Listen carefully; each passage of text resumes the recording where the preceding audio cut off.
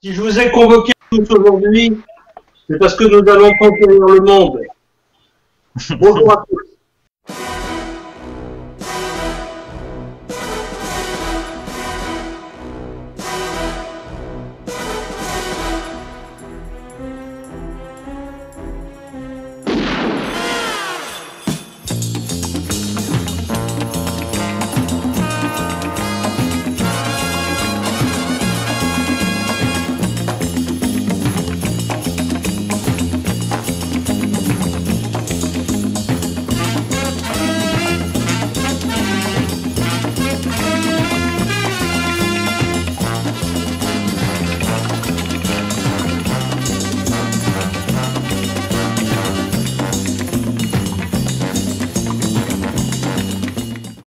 Et à tous, surtout à tous plus qu'à toutes, parce qu'on a quand même une majorité de public masculin. Mais bonsoir mesdames, on est toujours là pour vous.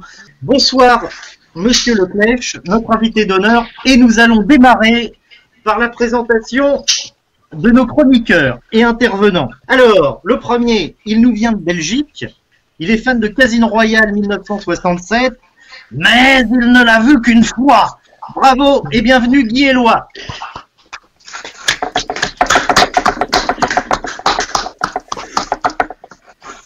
Notre deuxième intervenant, son premier s'appelle Charlie. Son deuxième s'appelle Stan. Est-ce que son troisième s'appellera Timothy? Bienvenue Patrice Godin. Charlie, il s'appelle Charlie James. Il aime la pantomime aussi? Non. Notre troisième intervenant, la moutarde du Montonneau. Quand on critique un peu trop Roger Moore, Mora, José Mora.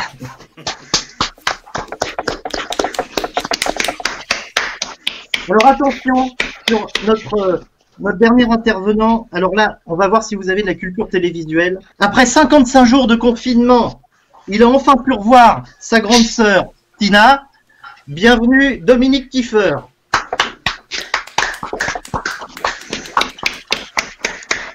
En toute logique, c'est avec son mari que je devrais être apparenté. Et notre invité d'honneur, qui nous fait le plaisir d'être là ce soir et d'avoir répondu à notre invitation. Il est président du club James Bond France. Mais nous allons lui rappeler qu'il n'est président qu'à vie. Bravo et bienvenue Luc Leclèche. Alors, Bienvenue Luc. il y a déjà Laurent Perriot qui se moque de Luc en disant mais il est pas à l'heure le boss. Ouais, il a raison. Il a raison. Nous avons Paul-François Benigni qui nous dit bonsoir, let's go. Let's go. Eh bien Luc, merci beaucoup d'être avec nous ce soir pour ce troisième live Planète 007. Merci à vous. Merci à vous. Je vais juste faire un petit tour. Guy, on s'est rencontrés déjà. Hein. Tu étais à Net. Ouais. C'est la seule fois. Vous le vicomte. C'est la seule fois où on s'est vu. D'accord. Dominique et José, j'ai un trou de mémoire. Il me semble pas qu'on. On s'est jamais. En ce qui nous concerne, on ne s'est jamais rencontrés. Par contre, j'ai été membre du club de 92 à 2005 et je suis de retour depuis 2015. Et on s'est croisés à plusieurs reprises via les réseaux sociaux. Ah, d'accord. Et, je peux vérifier. Et pour ma part, j'ai le fichier du club, je peux vérifier. Welcome home, comme dirait l'autre. tu as dû m'apercevoir me faire rapidement buter dans Shatterhand, et je suis membre du club par intermittence, on va dire, depuis 95, avec parfois quelques infidélités, mais je reviens toujours. D'accord. Et puis Pato, c'est une longue histoire tous les deux. Hein. J'étais son frère. Vous été son frère. Donc ça crée des liens. Ah oui, Oui. j'avais écrit un article sur la James Bond Island dans le numéro spécial Never Say Never Again. Ah, ça a marqué le président, à vrai dire, hein, ton article. Oui, tout à fait. Surtout que je crois que tu as visité aussi l'île de Scaramanga, me semble-t-il. Oui, il y a longtemps, oui. Alors, on a Eric Saucine, un certain Eric Saucine, qui nous dit c'est la vraie star du Burstar. C'est un bon jeu de mots. Et Nicolas Drapier qui nous dit il ne faut pas le dire trop fort, il va plus se sentir. Voilà, pour les réponses des interactions de nos amis membres de la page. C'est sympa ce que tu dis parce que tu parlais de Laurent tout à l'heure, Nicolas, Eric, et puis il y en a plein d'autres, et je vois un petit peu quelques commentaires qui se sont faits depuis une semaine. Et on va revenir sur le club tout à l'heure, je le sais, mais ce qu'il faut comprendre, c'est que l'essence, et c'est un peu ça a été mon boulot, et mon boulot, c'est de m'adresser aux autres aussi. L'essence de ce club, c'est avant tout, et surtout, je le dis souvent, par rapport à mon bureau, par rapport à tous ceux qui bossent de très près avec nous, c'est des copains, d'accord? On va même dire des amis, je veux dire des mecs comme Laurent, Nicolas, bon, qui a un peu pris le large, mais qui a été très très très présent, surtout pour à l'époque les premiers sites internet, etc.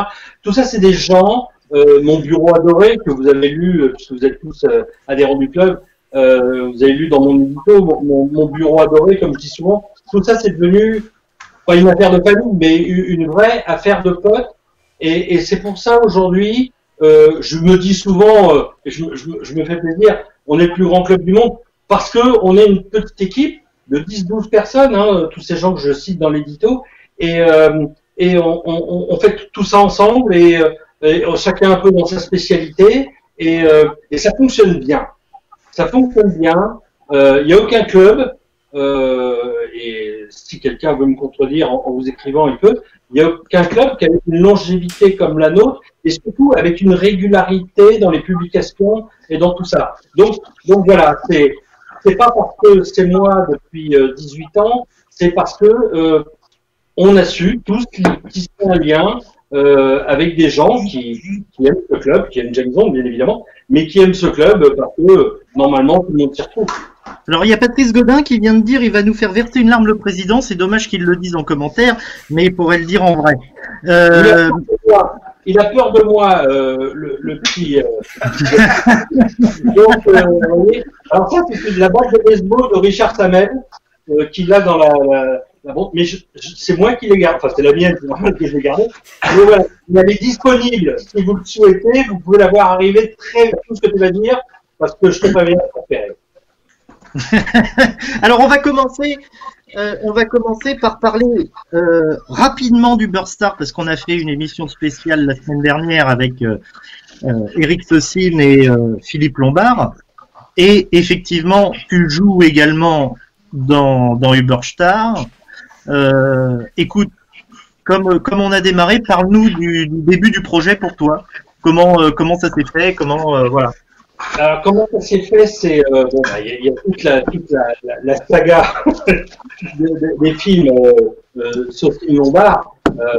Et je voudrais rajouter Frédéric Rémy aussi. Il y a ce film qu'on a fait avec Pato, Descendre dans la poussière, qui est pour moi sûrement aussi un des 3 meilleurs films qu'on ait fait. Et voilà, il y a tous ces films inspirés de cet univers qu'on adore, l'autnérien, audiardesque, on va dire.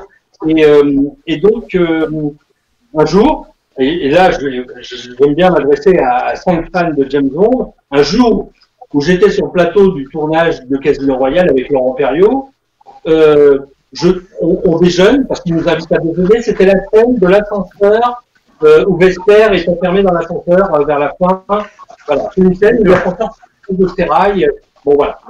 Et le midi, on déjeune très bien sur les plateaux des James Bond. Ça, je peux vous dire, j'ai vu un buffet de dingue qui m'avait fortement impressionné. Et je demande avec mon plateau si je peux aller manger sur le set de Casino Royale. C'était une place vénitienne où il y avait un puits qu'on voit une demi-seconde dans le film. Et je m'installe là et je mange, mais je sais plus quoi. Et il y a un mec qui s'approche de moi, qui me dit en anglais, je peux manger avec vous? Je lui réponds donc en anglais, oui, yeah, sure, no problem. Et il s'assoit et on commence à discuter. Et il m'explique qu'il est Richard Samel. Je regardais, je le connaissais, mais je voyais pas d'où. Et il m'explique qu'il est Richard Samel. Et ça, il m'explique que je suis le président du club James Bond France. Vous parlez français alors? Ben oui, je parle français. C'était Bourville et de Funès dans la folie dans dans le Turkish Bass il n'y en a pas un qui va m'aider. Vraiment bravo. Hein. Non. Non, parle dans le bain turc que dans la grande vadrouille. Merci. On te laisse te démerder. Hein. On te laisse te démerder, on laisse la parole au côté. Avec Richard. Et on se retrouve, comme l'a expliqué Eric, un mois, 2 mois, 3 mois après, je ne sais plus. On a revu le Richard à Paris.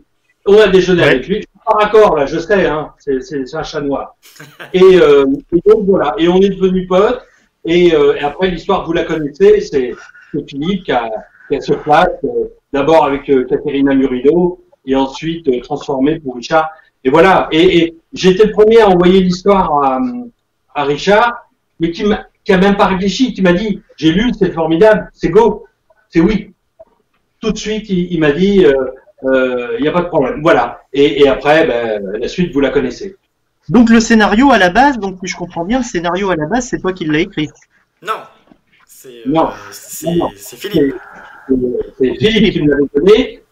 Alors, est-ce qu'il n'osait pas, est-ce qu'il savait pas trop comment? J'écoute, je l'envoie à Richard et on va bien voir. On peut lui envoyer, puis ça se trouve, il nous répondra jamais. Mais bien sûr, Richard a répondu. Après, les garçons ont pris le relais et voilà quoi. Mais bon, c'est toujours un petit peu en première ligne de ce genre de conneries. Parce que bon, voilà, parce que c'est peut-être mon boulot, quoi, ou je sais pas. Mais bon, voilà, quoi. Après, ça a déboulé sur ce que vous avez vu. Alors, comme on en discutait il y a une semaine, donc quasiment jour pour jour, même pour le coup jour pour jour, avec Philippe. Avec Philippe et Eric. Donc, le film, il semblerait qu'il ait une fin volontairement ouverte.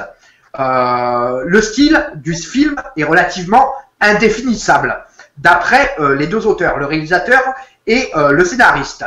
Toi, à titre personnel, comment qualifies-tu ce film? Et surtout, le plus important, c'est quel regard portes-tu et quelle interprétation fais-tu de cette fin soi-disant ouverte ou réellement ouverte? Je t'avouerai que moi, personnellement, je n'y ai absolument rien compris.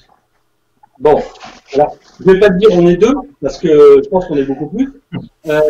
Moi, j'ai avec tous ces films, on a fait 7, 8 ou 10 films, je ne sais plus. Moi, j'ai un truc de base maintenant, pas maintenant, depuis le début, c'est que jamais, je n'interviens sur l'écriture d'Eric et sur la réalisation de l'écriture de Philippe et la réalisation d'Eric. Ok? Chacun son truc. J'y comprends rien. 2, ça prend déjà assez de temps. Si tout le monde s'en mêle, on n'avance pas et on a souvent des timings qui sont assez serrés. Et 3, pour répondre à ta question, cette fin, et Eric l'a un peu expliqué la semaine dernière, elle est venue un peu de Richard. Et ça s'est fait, moi je les regardais, mais c'était lunaire. Hein. J'ai pas pipé un mot, j'ai rien dit. Tu vois. Et elle s'est faite parce qu'ils en ont débattu un petit peu avant par échange de mails, et ça s'est vraiment concrétisé sur le plateau. Mais c'est même pas, on s'est dit, bon, on va tourner le scénario d'origine et on va tourner la scène, on n'avait pas le temps. Eric pourrait vous le confirmer, mais on a fait 250 ou 300 plans en 3 jours, ce qui est un truc de dingue. On ne devait pas y arriver, on n'y arrive pas. Et le plan B, c'était Philippe restait avec moi une journée de plus, ici, chez moi, pour qu'on retourne nos scènes à tous les 2. Et bon, on n'a pas eu besoin, tant mieux, mais du coup, on a tourné qu'une seule séquence. Alors, j'ai du nouveau depuis aujourd'hui, donc je vais vous le donner en exclusivité et en primeur. Ça va rendre dingue les 2 autres, mais aussi vite que je les emmerde, qu'ils fassent gaffe au radar. L'idée, c'est de faire une suite. Mais c'est pas notre idée. Et c'est là que ça devient croquignolet, c'est qu'on a eu un message aujourd'hui de Richard, qui l'a montré à beaucoup de gens, du métier, pas du métier, je ne sais pas, et plusieurs personnes, combien je ne sais pas, lui ont dit pourquoi vous ne faites pas une suite, parce que c'est sympa votre truc. On n'arrive pas à se conditionner, on a envie qu'il y en ait encore. Je peux vous dire, de dire ça à un mec qui s'appelle Philippe Lombard, ou un autre qui s'appelle Eric Saucil, tous les deux, ils sont debout sur la table en ce moment, pour se dire, c'est parti, Richard nous donne le go, on peut le ravoir pour faire un autre tour. Et c'est d'ailleurs pour ça, Luc, excuse-moi de te couper, c'est d'ailleurs pour ça que dans le deuxième, Daniel Craig est intéressé pour faire le deuxième, et puis vous allez dégager des titres mal. Tu rigoles avec ça, mais d'après ce que j'ai entendu de Philippe cet après-midi, il va y avoir un autre acteur. Il est en train d'écrire un truc, on n'est plus 3, on est 4. Alors, ce ne sera pas Daniel Craig, bien évidemment, mais... Il y a Patrick Godin qui est là, hein. Parti comme fait, ils sont capables, je dis bien ils, sont capables de nous ramener une autre tête d'affiche, peut-être aussi connue et aussi sympa que Richard l'est avec nous. Donc c'est pour ça. À un moment, je doute plus de tout ça, je connais plus les limites du truc. Je suis dedans, j'estime que j'ai de la chance. Après, je les laisse courir. Mais je vais à un moment donné quand ils auront besoin de moi. Je vais quand même préciser ma question, Luc, parce que si tu veux, tu n'as pas répondu réellement à ma question principale. Sans rentrer dans le procédé d'écriture ou le processus d'écriture, quelle est ton interprétation de la fin du film en tant que spectateur? Oui, en tant que spectateur. Moi, à un moment, je pense que on rentre dans une autre dimension. On aurait pu flouter et puis faire la cinquième dimension téléfilm des années 60. Ça aurait pu être exactement pareil. Je veux dire, les mecs sont amenés à revivre une scène qu'ils ont déjà vécue. Alors, je comprends ce que tu veux dire. Il y a peut-être la transition qui est mal amenée parce que ils cherchent le cadavre, entre guillemets, et d'un seul coup, ils se retrouvent plongés dans la même scène. Et on ne sent pas la transition de ces deux personnages se faire. Je rejoins, je ne sais pas ce qu'il aurait fallu faire, hein, attention, je n'ai pas la solution. Il s'avère que sûrement le matériel d'Eric, à l'époque, et encore aujourd'hui, ne permettait pas peut-être qu'il aurait fallu faire un trucage ou un truc, quelque chose, qui fasse que, mais, à mon goût, tout ça a été réécrit sur le set, je dirais un jour ou 2 jours avant, et on s'est laissé embarquer là-dedans. Mais quelque part, c'est à son charme. Je suis comme toi, la première fois que je l'ai vu, j'ai fait, oula, là, film de science-fiction, on n'avait jamais fait encore. On avait fait un western, on avait fait ci, on avait fait ça, mais tiens, c'est un genre qu'on n'avait pas abordé encore. J'étais le premier surpris. On a été dans les premiers à voir la première version du film. Mais bon, apparemment, il y a beaucoup de gens qui s'y retrouvent, c'est un court-métrage, comme disait Philippe cet après-midi, on ne tiendrait pas 1h30 comme ça, c'est possible, notre acteur, on ne sait pas faire ça, même au niveau du montage, même au niveau du tempo qu'Eric pourrait donner, c'est tous les bonds que tu citais tout à l'heure, Mathieu, c'est des films d'1 heure, c'est un boulot de dingue, voilà, et c'est tenir le rythme comme ça, à un niveau amateurisme, c'est quelque chose de fou. Moi, je pense que parce que c'est un short film, un court-métrage, pardon, parce que c'est un court-métrage, ça passe mieux. Tu comprends ce que je veux dire? Mais c'est inexplicable. L'explication, celui qui cherche l'explication, je lui souhaite bon courage. D'abord, il y a longtemps que j'ai laissé tomber, mais je te rejoins là. Ma première vision du film, et même encore aujourd'hui, oui, c'est vrai que c'est bon, ça va, c'est un court-métrage, bon, c'est une petite fantaisie. Voilà, est-ce que tu crois, Luc, vu que tu nous parles d'une possible suite, du coup, est-ce que tu crois que vous ferez un jeu de mots sur le fait que Richard Sammel dans Uberstar dit « J'ai joué pour Benigni », pas Paul François, mais Benigni, qu'il a joué dans Casino Royale, et il a joué pour Tarantino. Est-ce que vous pourrez rajouter que, du coup, il a joué dans un seul film? Oui, ça rajoute beaucoup à sa carrière, c'est évident. Ça apporte un truc de dingue, bien sûr. Je sais pas lequel apporte le plus à l'autre, mais bon, c'est... Alors, Patrick, Luc, une question très importante sur Uberstar. Est-ce que je t'ai manqué sur le tournage? Ouais. Beaucoup. Dis, à toi. Oui, voilà. Donc en fait, moi j'aimerais bien plutôt poser une ou deux questions sur Shame Lady, qui est aussi un fan de film. La première question qui me vient à l'esprit, c'est peut-être le seul fan de film où dans le générique, c'est pas ton vrai nom. Premier à m'en parler, jamais personne n'a abordé le sujet. Quand on a fait ce film avec Eric, donc c'était il y a moins 10-14 ans, vous avez vu, j'étais un petit peu mal à l'aise. J'ai fait le film, machin, réseaux sociaux, tout ça. Bon, j'ai toujours, moi, cette espèce de peur de la bande à Eon, etc. Et merde, ils vont voir maintenant, je commence à connaître, ils vont reconnaître deux, trois, on va se faire rattraper par la patrouille, on va se faire emmerder. Et j'avais demandé à Eon, j'ai dit, mets un autre nom. Je crois que c'est lui-même qui avait mis Georges Kaplan. Et donc voilà, mais en me disant, bon, allez, on va faire avaler la pilule comme ça. Je lui avais interdit de mettre merci au club James Bond France, merci ceci. Je ne voulais même pas en entendre parler. Et puis bon, voilà, puis il en a fait deux autres après, puis on n'en a jamais entendu parler, on n'a jamais été emmerdé. Mais de toute façon, même si, attention, les films d'Eric, c'est complètement indépendant du club, moi j'avais toujours peur que le lien soit fait et que de toute façon, ça nous revienne, parce que il y a une question de droit que vous connaissez sûrement, et de musique, par exemple. Ne serait-ce que la musique des trois films, il n'a pas été de main morte, le père Eric. Il n'a quand même pas rigolé.